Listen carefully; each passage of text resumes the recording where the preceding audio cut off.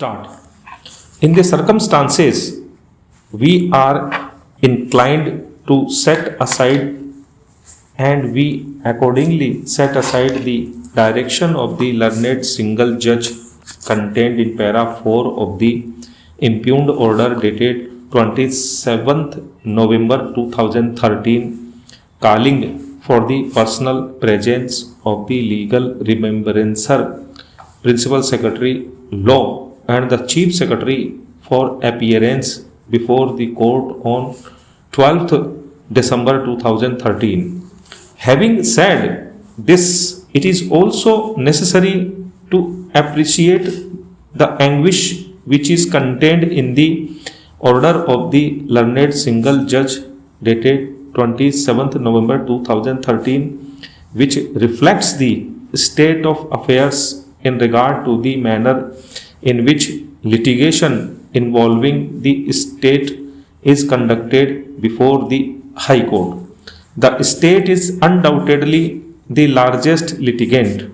The arrears before the court reflect a situation where the state has not taken serious and proactive measures to control and streamline litigation involving the government in the High Court.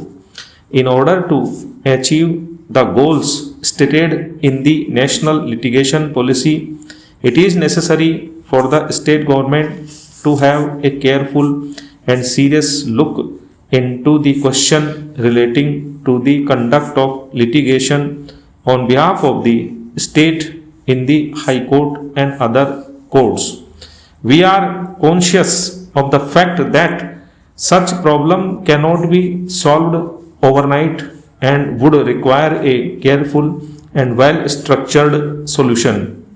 The filing of appeals by the state, the conduct of proceedings in court, making available proper instructions to panel counsel of the government, and the filing of affidavits on time and are some of the matters which must engage serious attention on the part of the state government.